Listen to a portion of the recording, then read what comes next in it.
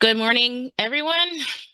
My name is Kim Poe, Children and Young Adult Consultant with the Connecticut State Library. I'm here with my colleague, Ashley Sklar, Adult Services and Community Engagement Consultant, and we are here picking up with our next session in our GELS series on trauma-informed services.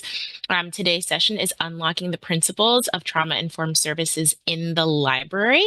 It's possible that for those of you who are at our last session, there is going to be a little bit of overlap, some repetition of information. In my humble opinion, repetition is never a bad thing. It just, goes a little farther towards solidifying information in our mind. Just a reminder to folks, this is a multi-part series. So something that maybe didn't come up in this session or didn't come up in our introductory session, there is still space for that to come up in our other workshops that we are going to be having with Beatrice. Today, we're in, like I said, Unlocking the Principles of Trauma-Informed Services in the Library, Part 1. There will also be a Part 2. There will be a session on creating a trauma-informed library environment, becoming and planning for trauma-informed services. And there's going to be a singular session, although again, a lot of this information is spread out on navigating trauma insights for LGBTQ plus children, LGBTQ plus populations, children, immigrant populations, where some of these scenarios and situations are going to be different and exacerbated by other types of life. So I'm going to introduce our presenter who's here with us today, Beatriz de la Espriella. I'm gonna get it before we're done. Yes. Was that a little better than last time? No, that was perfect. That was perfect. Yay! Yes. Great. So Beatrice is here with us again today. She's a licensed clinical social worker and mental health expert in anxiety, stress, and trauma. Beatrice works with individuals in libraries to improve the mental health and well-being of library staff so they can feel empowered to serve their community and thrive personally and professionally. She provides training and coaching to libraries on trauma-informed services, mindfulness, self-care, and more. Beatrice developed a trauma-informed services professional development curriculum that highlights the prevalence of trauma and provides library staff with essential skills to recognize and respond to trauma. Beatrice launched the Empowered, Confident, and Thriving, a mental wellness program for library staff that focuses on promoting mental well-being by practicing self-care, building resilience, and gaining the tools and strategies needed to navigate life's challenges. And Beatrice earned her MSW from Rutgers University and her trauma-informed professional certification from Barry University. As I mentioned, this is being recorded. Beatrice is gracious enough to share the slides with us. The recordings and the slides will live on our GELS Trauma Informed Services page. Please give us about 3 to 5 business days to get this stuff uploaded. We do caption these recordings for accessibility reasons, and I'm going to mute myself and turn it over to Beatrice. Awesome. Thank you so much for that. I always feel kind of weird with those introductions. It's like all the things you've done. It's like, but thank you. I appreciate everything. So, like Kim mentioned, we are definitely in part 1 of a 2-part presentation on unlocking the principles of trauma-informed services in the library. One thing I do want to highlight and say is I really want to get some engagement this time around.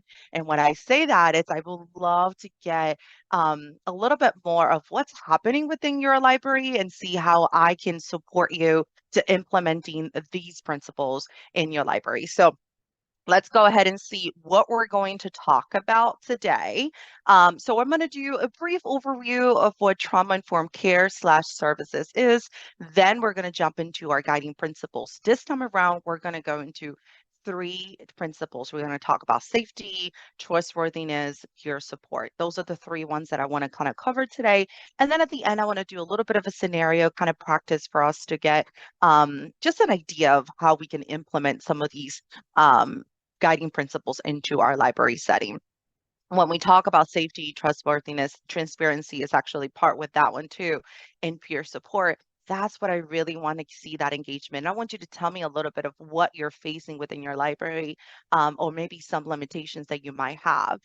Granted, if I don't have the answer, I can get that for you, but I want to hear from you because I want to be able to support you. All right. So before we jump into trauma-informed services, there's a little bit of a definitions that we need to talk about. And this goes back to what Kim said. There's some repeated information that I'm going to be sharing, but it's very important and it's very it's needed. It's like kind of like that foundational aspect of it. And the first thing is that we want to define trauma. So this is the definition that I'm going to be using. And it's the definition that is by the Substance Abuse and Mental Health Services Administration, where it looks at trauma as an event, series of events, or a set of circumstances that are experienced by an individual. And these experiences could be either physical, emotionally harmful to that person, or it could also be life-threatening. The key part of this, for me, when it comes to the definition of trauma, is a lasting adverse effect. So it has an effect on the individual. It has an effect on their functioning. It has an effect on their mental health, physical, social, emotional, and even that spiritual well-being. So go ahead in the chat. If you were at last presentation, you know this question probably, but I want to hear from you. I want to hear some example of trauma events. So go ahead and type in the chat. What do you think are some traumatic events, some examples of traumatic events? So let's go ahead and see them in the chat.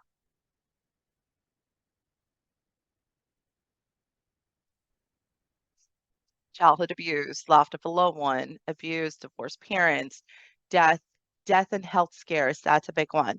Child witness brother's murder. That's a very specific, but yes, absolutely. Food security, insecurity, genocide, loss of housing, experiencing homelessness. Absolutely, absolutely. So these are just a few examples of traumatic events. Um, Trauma or poverty. So this was actually one that was brought up in the last presentation. And I want to highlight when it comes about trauma in regards to poverty, I want you to think that not everybody who has experienced a I'm sorry, that has experienced poverty may consider it a traumatic event. It all depends on the individual, right? And why is poverty a considered a traumatic event, a lot of it's because of that child or that individual's environment. It's undermining their safety. So if within poverty, if your safety is being undermined, your stability is being undermined, that is something that could also then lead to that traumatic experience. History and cultural trauma, arrest or incarceration of a loved one, physical, sexual, emotional abuse, domestic violence, mental health problems, divorce, deportation of a loved one. And then the top one that I listed right there is specific childhood experiences, adverse childhood experiences. And adverse childhood experiences are potentially traumatic events that happen between 0 to 17 years old. So this is during that childhood years. And those traumatic events, or potential traumatic events, could be, experiencing violence, abuse or neglect, witnessing violence in the home. So the person that made the post of or in the chat about seeing their brother, be murdered, that's witnessing violence. So that's definitely a traumatic event. Um, Seeing somebody die by suicide or attempted to suicide, substance abuse problems in the home, instability due to a parent not being in the home because they were either separated through because of jail or they were deported. All of those are traumatic events. But the key about these adverse childhood experiences is that they are linked to chronic health problems in adulthood. They are linked to mental health illnesses in adulthood. They are linked to substance use problems in adulthood. So that's why we want to look at these adverse childhood experiences as to why they're so important for us to keep an eye on. Please note that the examples listed here are not meant to be a complete list of adverse experiences, but just to give you an idea of when we're talking about trauma, these are some of the things that we're talking about. Okay. So at times, is it trauma-informed care versus trauma-informed services? And there's many other terms in between. Are they the same? Are they different? Does it matter, right? If we want to be able to take a look at that. So, and at times these terms are used interchangeably. So sometimes it matters and sometimes it doesn't. The specific definition, I'll tell you which ones it does matter too. But for me, is about how you take that information into something with. So the first term I want you to keep in mind of is trauma aware. That means basically we have a basic understanding of trauma, what it is, the potential effects or potential impacts. That means we're trauma aware. Great, check that one. Trauma sensitive, it takes that awareness piece a step further. And then we're actively incorporating some skills or some practices into our interactions with others. So that's that trauma sensitive. So maybe you have a program at your library that understands how trauma affects the individual. So you learn some new skills like opening questioning or open-ended questionings, listening to individuals. You learn some of those skills, and then you go ahead and incorporate them into your programming, trauma sensitive. And the last term that I want you to keep in mind of trauma-informed approach goes beyond being sensitive, right? It aims to integrate this understanding of trauma into all aspects of the organization and all aspects of the community. So we're wanting to look at it, taking a step further. What are the policies that could be traumatic? What are the policies that could be re-traumatizing the individual, right? So that trauma-informed care, I will say that that care added word at the end, a lot of the time we see that either like at doctor's offices, mental health services, maybe even the criminal justice system, because there's a longer term like of caring for that individual. So you will see that trauma-informed care in those scenarios. I use trauma-informed services for shorter interactions when there's clients and customer interactions that are definitely much shorter. And that could be, for example, in a library setting or any other public setting where the interaction's definitely shorter in term, and it's a service that you might be providing to them and not necessarily a care where you're holding in the individual and caring for them, whether it's a mental health or like say at a school setting and things like that. I'm going to be using the terms trauma-informed care and trauma-informed services at times, probably interchangeably as well. But I just wanted you to know that I personally mean the same, which is that trauma-informed approach that goes beyond being sensitive about trauma. And we're looking more into understanding how we can incorporate this knowledge into the organization and the community that we're with. Before we jump into a little bit more of trauma-informed care, and the guiding principles, I want to just kind of talk a little bit about the history of trauma-informed care and how it all became and all started. So before everybody started talking about trauma-informed care, there were already, professionals, mental health professionals and caring professionals that were already behaving in a way that considered the potential effects of trauma. And a lot of it started because of the movements, with survivors of domestic violence, um, even the feminism movements back in 1970s and things like that. All of that, when individuals started speaking about domestic violence, it kind of continued this idea of giving them a voice for them to talk about what their struggles were and the effect of the traumatic experiences they have had. And then these movements, created shelters for women. Then there jumped into child advocacy centers. It created to kind of get that big focus on child abuse too. And that was around the 1980s when it all started. So then from the domestic violence, then it turned into child advocacy centers.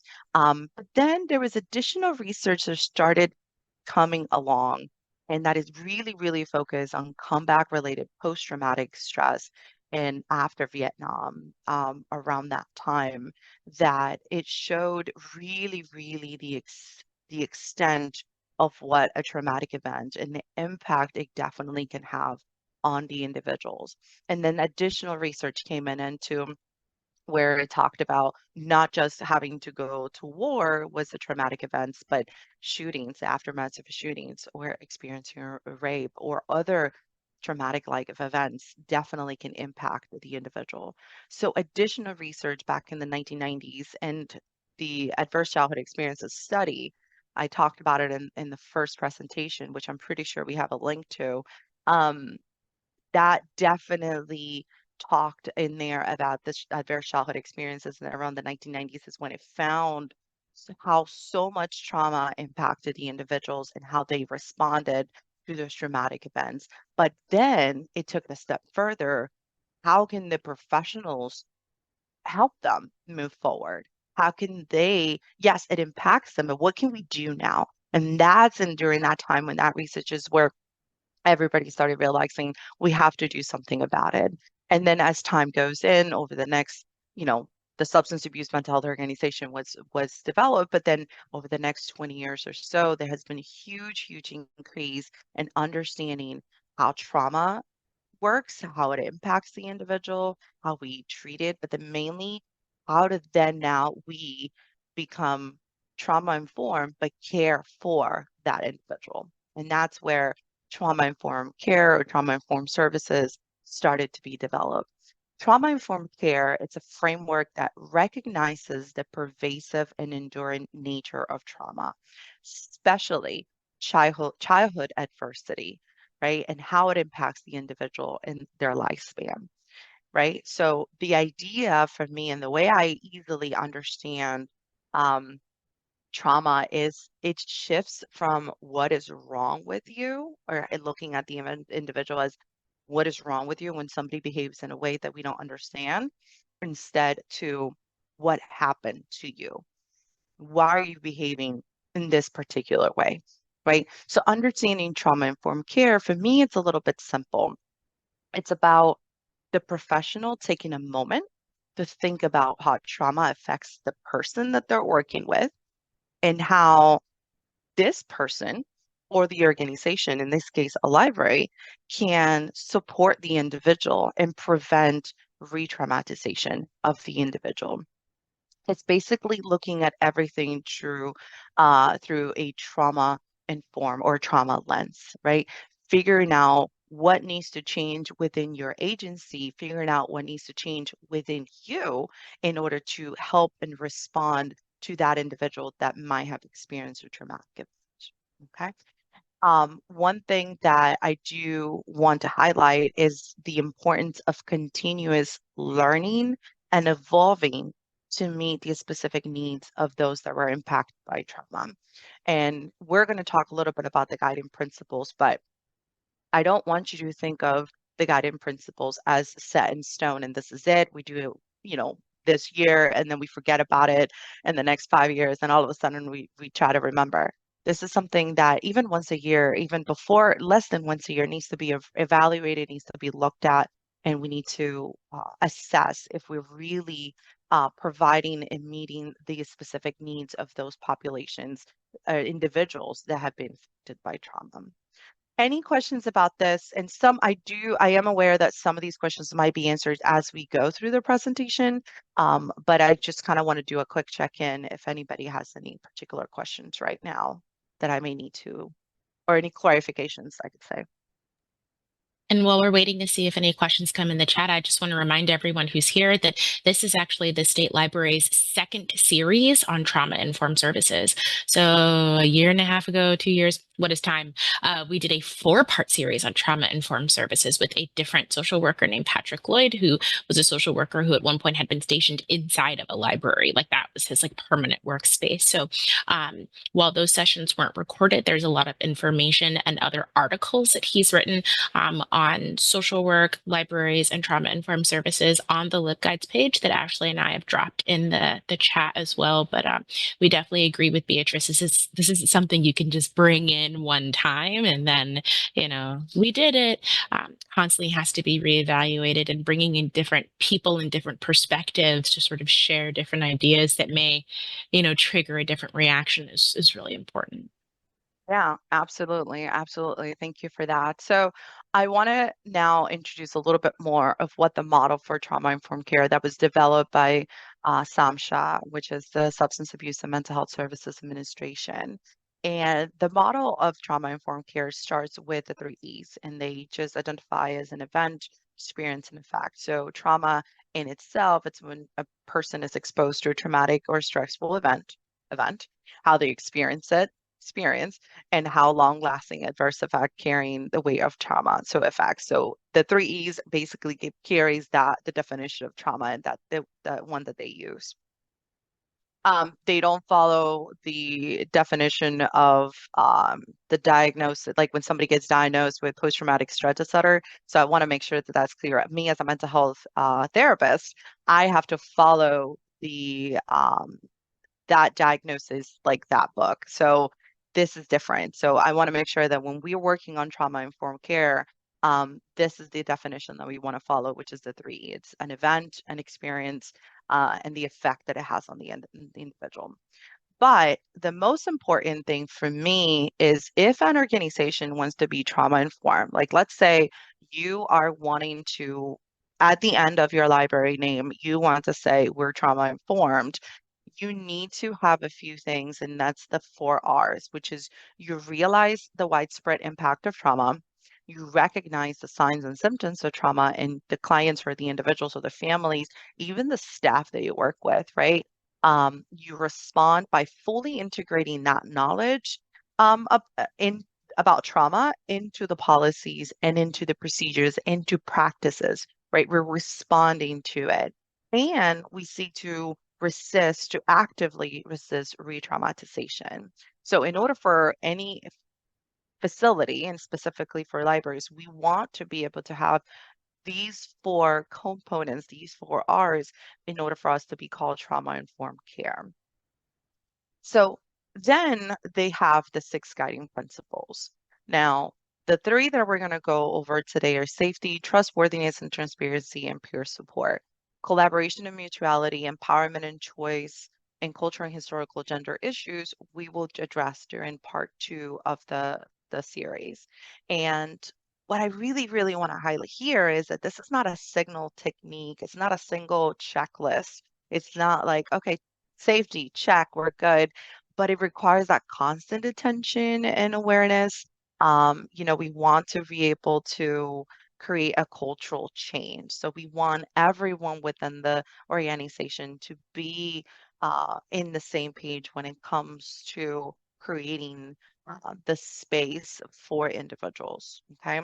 So to be trauma informed, it's not just enough to just take a course. It's important to just have continued assessment and engagement with the community to find out really what's going on. All right.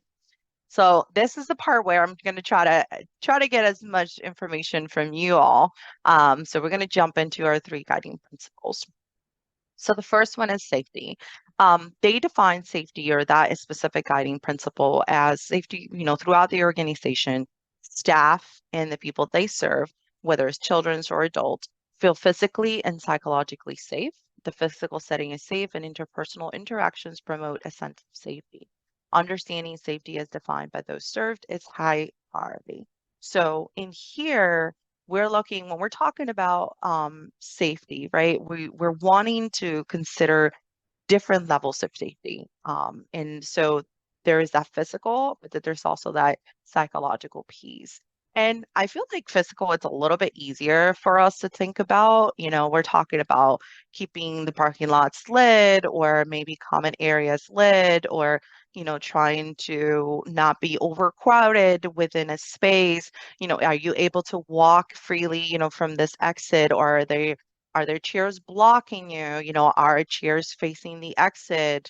Things like that. I feel like when it comes to physical safety, even noise levels, maybe we have a designated area that individuals who struggle with difficulty and noises, if they don't have headphones to use because all of them have been borrowed, is there a specific area that they can go to? So again, these are the parts of safety that it's a little bit easier to talk about. Psychological safety. I think this is the part that we might have a little bit more of a difficulty with. And it's all about those interactions between the staff and the patrons, and even interactions between staff themselves, right?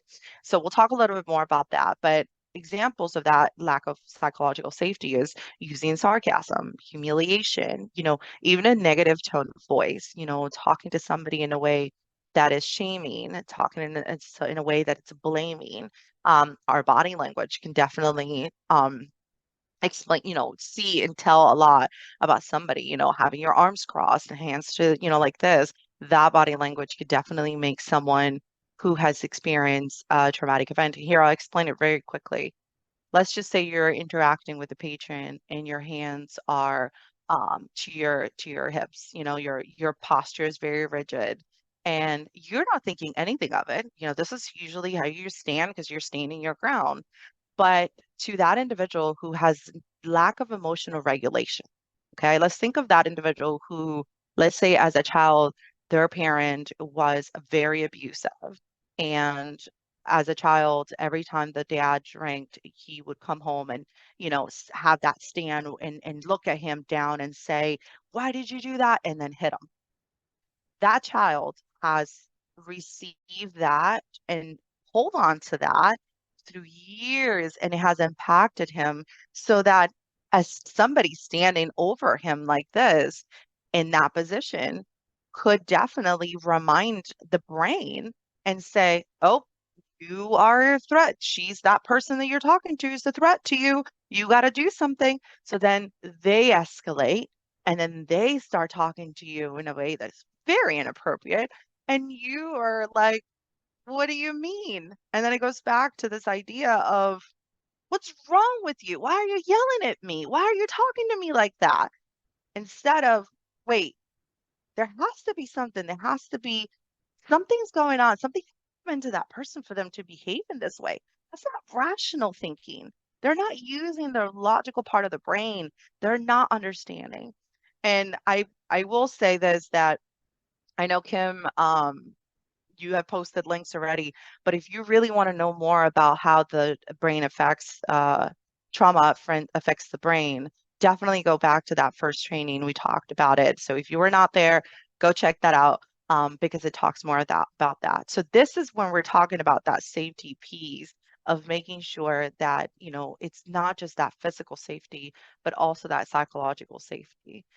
People who grew up around those behaviors, like I said, the favoritism or inconsistent rules and things like that can definitely be easily triggered in when they're exposed, to them. So, and it could definitely cause some level of re-traumatization, right? So, and another part, not just that physical safety and psychological, but if we want to add a little bit more of a trouble, how about some social and cultural safety? That's another level, totally different. Totally different. So social and cultural safety, because how an individual's culture, depending on that individual's culture, it depends how they can perceive. They may even perceive trauma totally different than we do. We may look at, I feel like one of the easiest way to look at this is trauma is so subjective because I might look at a traumatic event and say, "Oh, that's you went through so much stuff," and then that other person's like, "Well, that's not really that. For me, it's not traumatic." So understanding and even knowing what your community is, so who your community is, so that you understand, "Oh, this culture does this," right?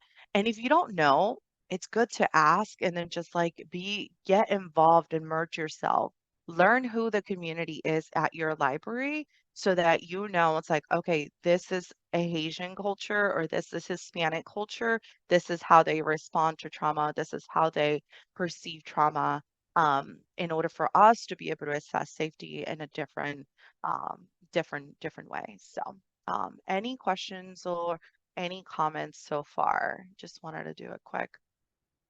Okay. So with regards to safety, and this it's I know I'm going to be sharing these slides, so I don't have a handout, but you'll definitely have the slides. These are some questions that I think are very valuable and important for your organization. If you're looking to implement some of these guiding principles, these are some of the questions you want to be asking yourself.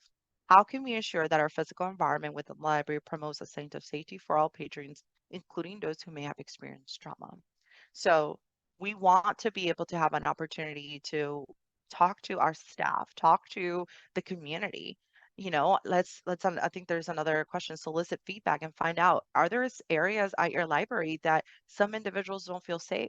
I will share. There is a corner in my library that I don't go to unless I have to because I don't have any other tables.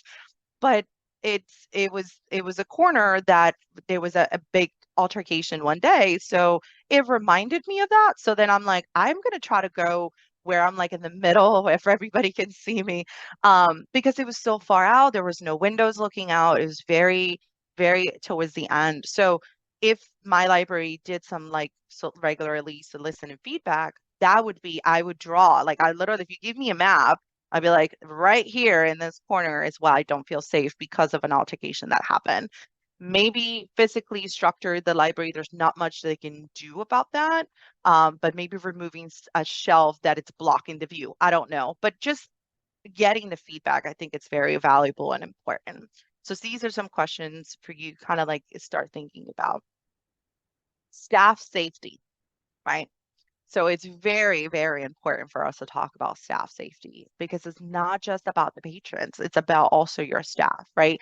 Library workers who feel psychologically unsafe, they don't bring themselves fully to their work. Like they don't provide their true S potential if they feel that they're not safe, where they can engage with individuals and they're not going to be feeling like reprimanded because of something.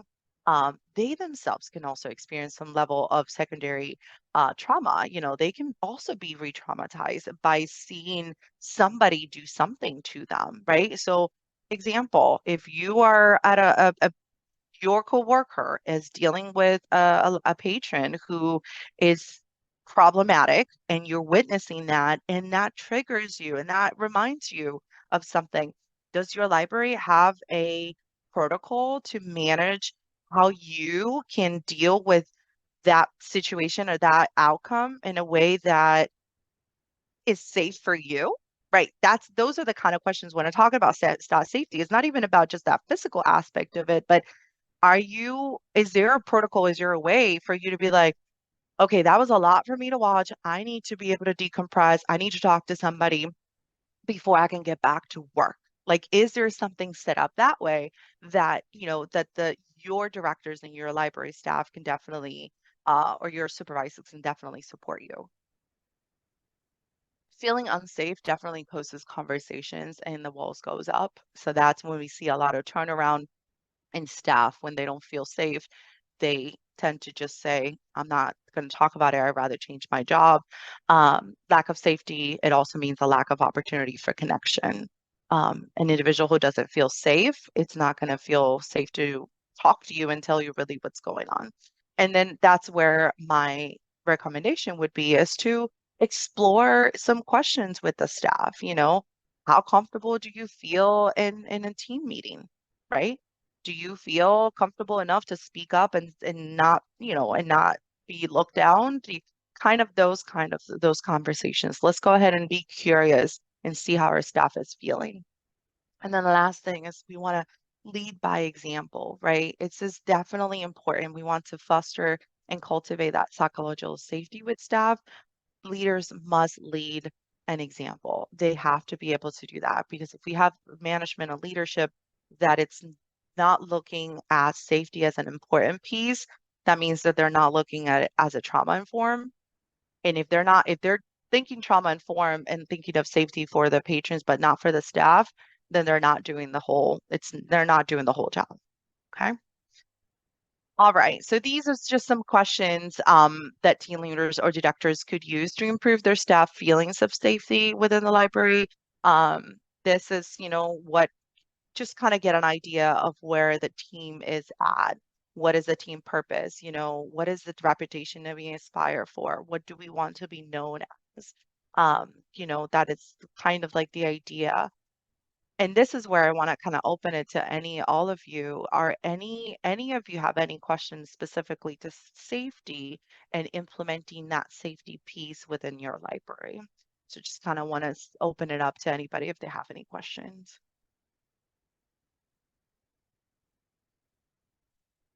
Okay. All right. So I'm going to go ahead and keep going. Next up is trustworthiness and transparency.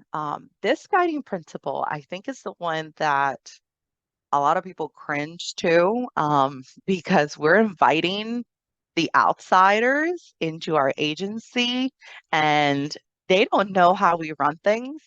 So there's definitely a chance of conflict. There's definitely a chance of friction that could happen. And but the idea is that if we're transparent with them, if we are showing them how we do things, then the levels of trust increase. And why is trust so important? It's because an individual who has experienced a traumatic event, they don't trust anyone easy, right? So organizational operations and decisions are conducted with transparency with the goal of building and maintaining trust with clients and family members among staff and others involved in the organization.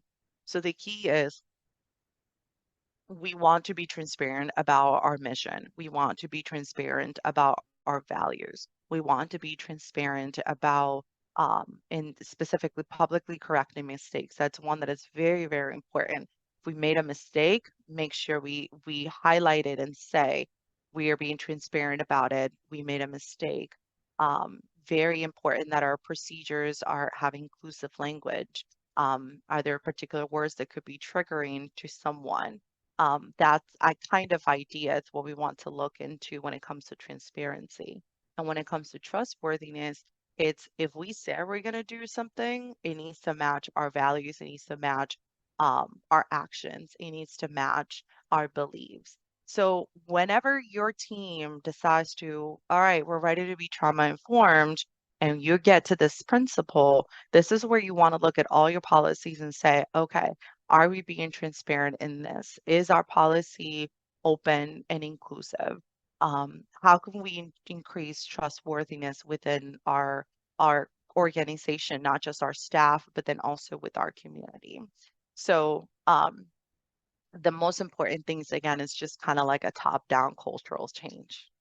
Top-down cultural change. If you have the front desk staff being trustworthy because that's what they like you and they talk to you, you're transparent, you tell them straight up, you tell them how it is, they like you, right? If you're in the front and your patrons like you because of who you are and how transparent you are, but then your director doesn't show the same transparency and limits your transparency with them, it's going to cause conflict. So I want to make sure that we understand the importance of how that two-way street, right? So from the bottom up, but then also from the top down to be able to have that. Okay. Also, just very important to build trust and loyalty and to develop that level of transparency.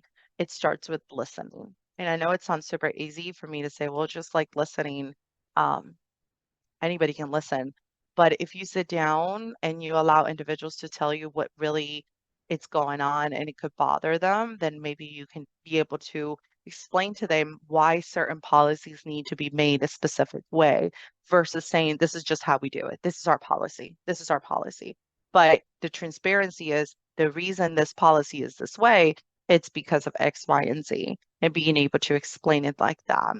A lot of the times we want our truth to be our truth and we don't have a chance to listen to somebody else's, that is their truth. So we don't have to accept it, but at least we get a chance to listen to what they have to say.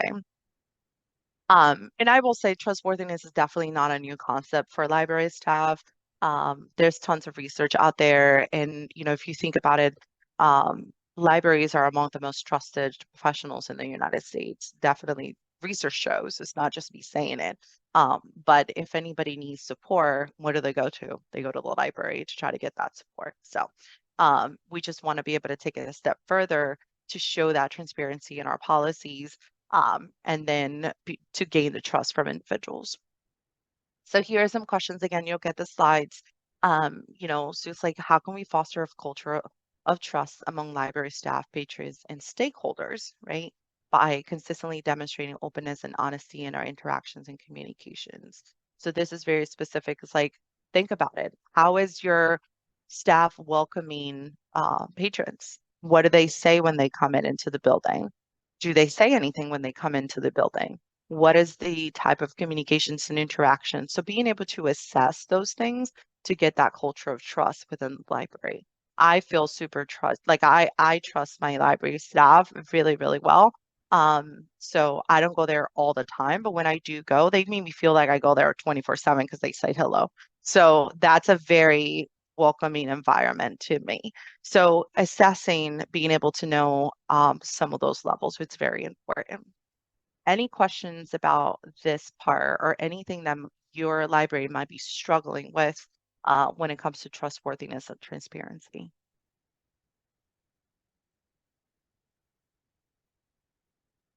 Right? Perfect. All right. The next guiding principle, it's peer support, right? The key about peer support is how we see others as equals and that there's no power struggle between an individual and another, right? So peer support is a key vehicle for building trust, establishing safety and empowerment. So as we go through the guiding principles, we get to the third one, but guess what? That helps us with building trust, which was the guiding principle number two. And then it also helps us with guiding principle number one, which was establishing that safety, right? And then empowerment is actually a guiding principle that's coming forward into our next presentation. But the importance of that peer support, it's individuals using their own story and lived experience to promote recovery and healing. So a lot of it is we want that peer support based on shared values and principles. So you look at your library and what are your values, the values of your library. Once you sit down and as your team and you're like, okay, our values are this, then we want to look at programming or events or situations, groups, whatever you want to call it, that support those shared values, those values and principles. Um, it has to be voluntary. That peer support level needs to be voluntary in order for it to be effective. So when you're talking about creating a program that helps others, right, and promotes that recovery and healing, we want the person who is part of this peer group to feel that they're doing this voluntarily, that they support the values of the library, and that's why they want to do it. And then the key elements that we want to highlight for peer support, non-judgmental, right? So we're not judging anyone that comes into this group or setting. We want to definitely be empathic. So there's a difference between empathy and sympathy.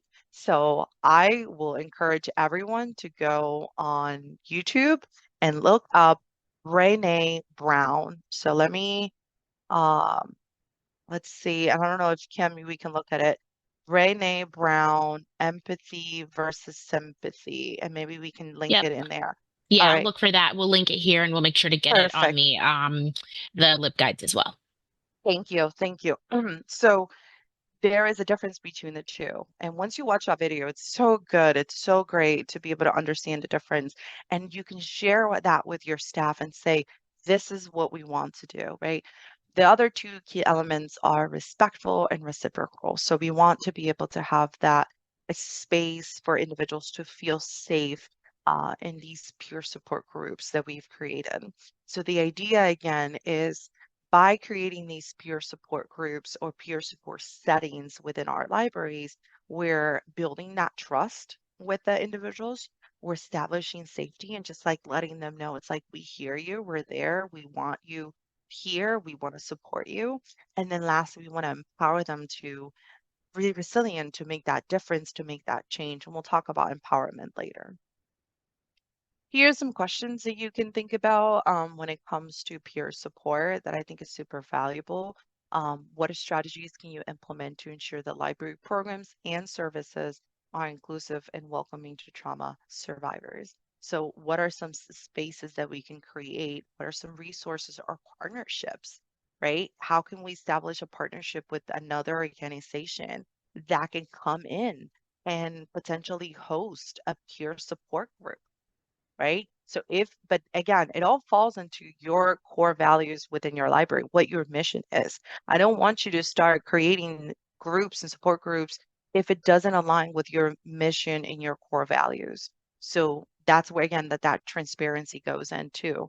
If your mission is to empower your community through whatever, programming, then if that empowerment is part of your core value, then you are able to create that peer support group. So maybe instead of you hosting it, you partner with an agency that can definitely come in and guide and create this support. Here are some examples of what I've seen out there, and what I've seen and what some of my research has found. Of what peer support in libraries look like. A lot of it is either teen advisories or teen volunteers collaborating with the public school systems for peer tutoring for and by teens. So that's another way of creating that. So individuals, let's say if your library works, I see a lot of teens that come in, um, and some individuals, need additional support, maybe partnering with an agency that's able to come in and provide additional services as well. So, and there's also, there was a really good example that I found, Mexican Americans participating in ESL classes in public libraries, but having the Mexican youth advocate for the library and act as an ambassador to their community. I thought it was like a very good thing that I found. So they themselves is not just the libraries advocating for them, but it's mainly the Mexican immigrants or the Hispanic immigrant themselves or the undocumented immigrant themselves that are advocating for it. And that's where that peer support comes in, that it's so valuable. So it's not just the library staff person, but it's a peer. So that when that teen that walks into the library or sees that there's another one just like them, they're more likely to participate in those programs because again, they feel that connection with that. Um, okay. The other thing I want you to keep in mind is some additional support, peer support that could take place in the staff side of things, and that would be like a new library worker mentor program. And those mentor programs are definitely good to create that sense of belonging. Okay. So, any questions about this so far? All right. So, a few things that I wanted to kind of highlight before we get to wrap up. How can we assess our own behavior to see if it goes along with a trauma-informed approach? So, using a reflective practice is just very important to keeping that idea of like, am I behaving in a way that, um, it's trauma-informed? It's am I doing what I'm supposed to be doing, right? Instead of just thinking, well, I don't know, this is just, I don't know if I'm doing the right thing, but let's just take a moment to really reflect. And is our behavior needing to be changed, right? So we're looking more of like a deep reflection to create change. These are the specific questions that I kind of want you to keep in mind. Um, when you're taking those moments. And maybe these is that activity, a really good activity that you could take with your team. Maybe they themselves individually can go ahead and answer these questions, and figure it out if there's something that can help them out. One of the ones that I like the most here is when we have an interaction with someone that has left us wondering what happened, right? So that question of why am I thinking so much about this interaction? Do some reflection. There has to be a reason that you're thinking a lot about a specific interaction. It could be a lot because of your own personal struggles and your own personal issues. So once again, you'll get a copy of the slides.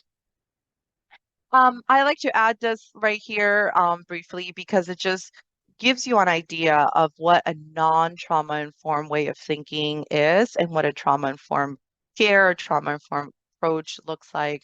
So instead of thinking you're crazy, saying something like, okay, it makes sense, or instead of thinking right or wrong, definitely thinking there are multiple viewpoints.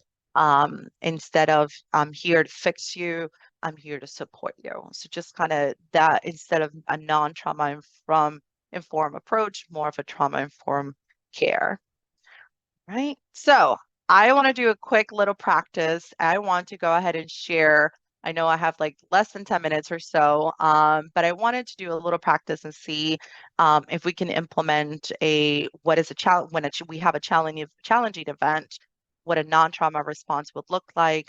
then what a trauma-related explanation might be, and some strategies that you can use. So this is a quick example, and then we'll do an activity together. But a challenging event, let's say a client that's not showing up to appointments or not returning calls or arriving late to appointments, I know some libraries do additional support. So if you have an individual that is supposed to be meeting you a specific day and time and they don't, a lot of the times the non-trauma informed response might be this person is avoidant, is lazy, is irresponsible, doesn't care about their situation, they really don't want my help. That's a non-trauma informed approach. Trauma-informed related explanation or approach to the situation is trauma survivors frequently experience sleep disturbances and hyperarousal. Keeping track of appointments can be difficult, or attending early morning appointments can be challenging. So that's a little bit more of a trauma-related or trauma-informed approach explanation. And some of the strategies that you could do is we can provide as much as choice as possible. So that's very valuable. Let them be the ones to choose when, where, how, and how often, and for how long that appointment needs to be taking place.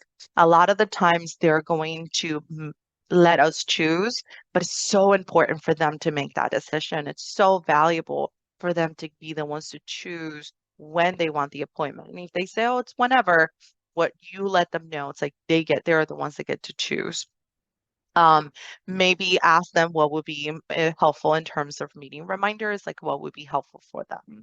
And then if the time of appointment doesn't help for them, like a specific time, then just like try to see how you can problem solve together.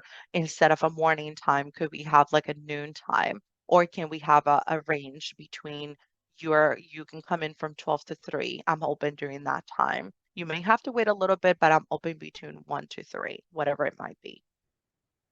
So this is a scenario I just kind of want to run it by all of you, and I want to get your feedback. So we have a patron that arrives to the service desk and asks us to get some help with a laptop. And the staff says to him, so wait your turn, and points to the line of people. The patron starts yelling and saying, no one ever wants to help. I'm tired of this. Patron hits the service desk before walking away with the laptop. So what would be an immediate non-trauma response to this situation? So go ahead and type in the chat what a non-trauma informed response might be. So what's like the first thing that comes to mind for you?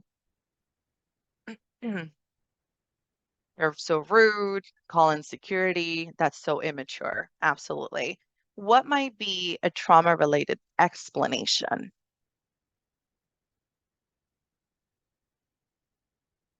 So based on what we talked about a little bit, what might be a trauma-related explanation for his behavior?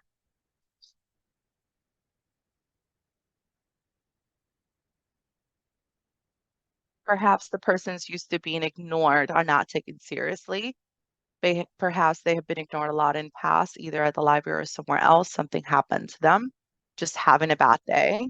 Person might have experienced a lack of attention while growing up. They have been ignored in the past, or they feel they're getting support, no support in other areas of their life. So that is definitely a trauma approach and aspect of it. And it's very telling where he says no one ever wants to help. I feel like that's kind of like should be our cue in a way. What might be some strategies that we can implement in this situation? So instead of calling security, which be our non-trauma informed, what might be something that we could do instead, knowing what we know about trauma?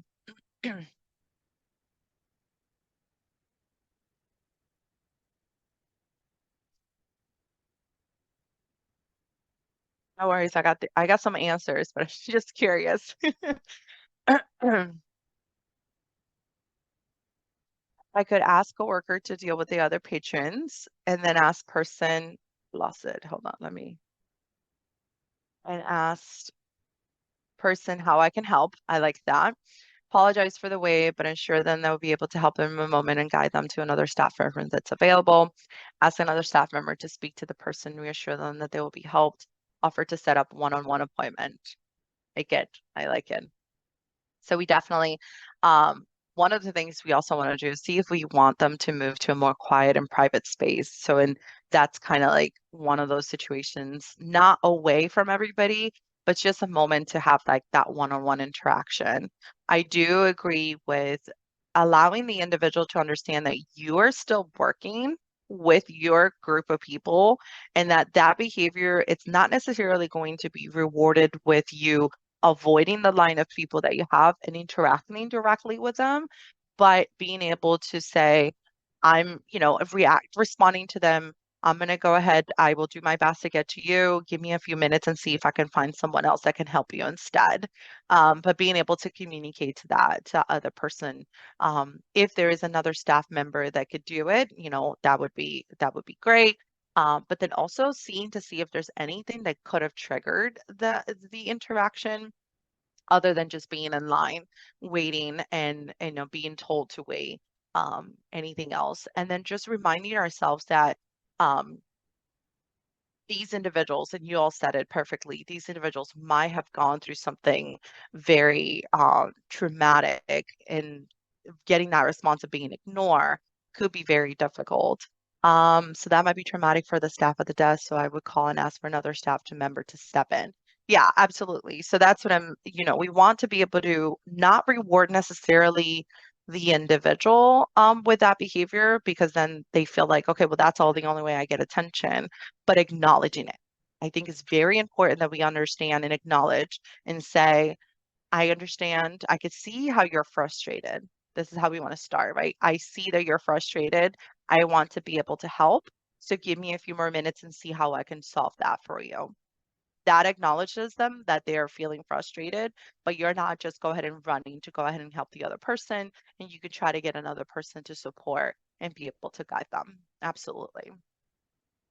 Okay, so all right.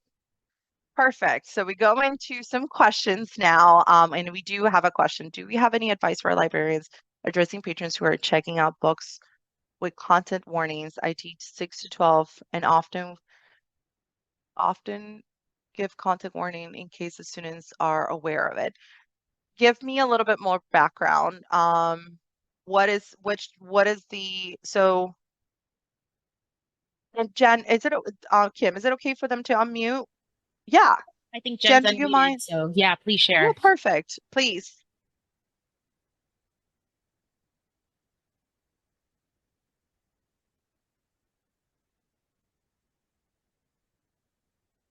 So I think Jen, I I see you turned to mute off. I don't know if there might be a problem with your audio. I'll so maybe jump in and give an example of I think what Jen might be talking about. Maybe there's an issue with the microphone, but if there is, and please, Jen, feel free to elaborate in the chat. But if there's a book and maybe there's domestic violence in the book or sexual assault in the book, and you may want to, if you're giving this book to a teenager, even regardless of age, right? Mhm. And you want to say, I just want to let you know this book does contain depictions of sexual assault, and then they can decide if that's something that could be a possible trigger for them or not. Okay, and Jen's saying exactly. They don't And always check the children don't. content warnings. Okay. Yeah. So is it verbal, the warning that you give them, or is it like a little note or something? It's verbal. Okay. So have you had an issue one-on-one? Okay. Have you had an issue with them responding to that verbal content warning? What is usually the feedback you get? I'm just curious to see. Do they get upset because of the potential warning or the potential content of it? I think that's makes it a difference. Not all, they're usually grateful and they make a choice based on the warning. Then you're doing excellent. I know it sounds crazy, right? You're doing exactly what you're supposed. I want to make sure I'm aware if it may not go that way. Got it. Okay. So in situations where it doesn't go that way, honestly, so are you in a school setting? I'm just curious. Academic. Yeah. Yes. Okay. Um, perfect. If there is either a social worker or a counselor present with you, so reason I bring it up, it's because we want to partner with an individual. The moment, so let's say you give the warning and then all of a sudden it turns into, I don't think they're going to give you a bad behavior. if they do. So, for example, if the bad behavior is towards you and they say, well, why would you give me that? I don't understand why you got to give me, let's just say they give you that response. Your response, first of all, we don't want to take anything personal that they respond back to us. And then two, we want to let them know it's like, I'm required to give you this content warning.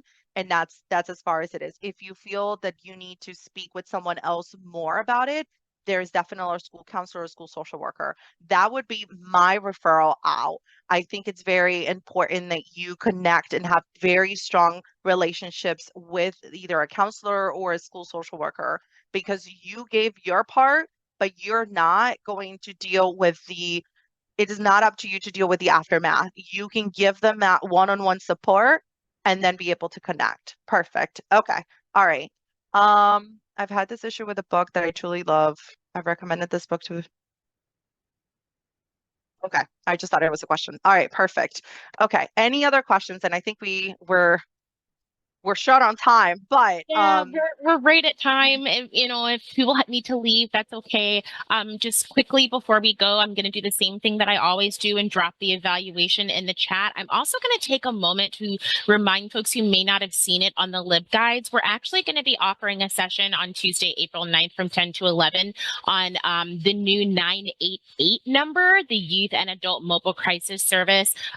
We offered a session on it shortly before it was like really enacted and publicized. But now that 988 number does exist for folks who might be experiencing need for mental health services, and maybe 911 isn't the first option, or you don't want that to be the first option, we're going to have a workshop on that coming up as well. And as always, we've got Beatrice for like 4 more sessions, 5, I don't know, I can't count at this point.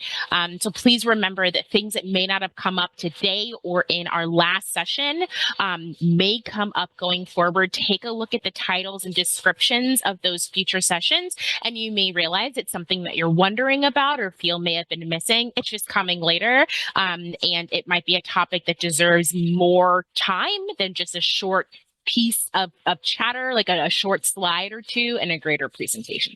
So thank you everyone for being here, and we look forward to seeing you, and give us 3 to 5-ish business days for those recordings. Download, upload captions. It just takes some time. Right. Thank you, All right. everyone. Thank you, everybody.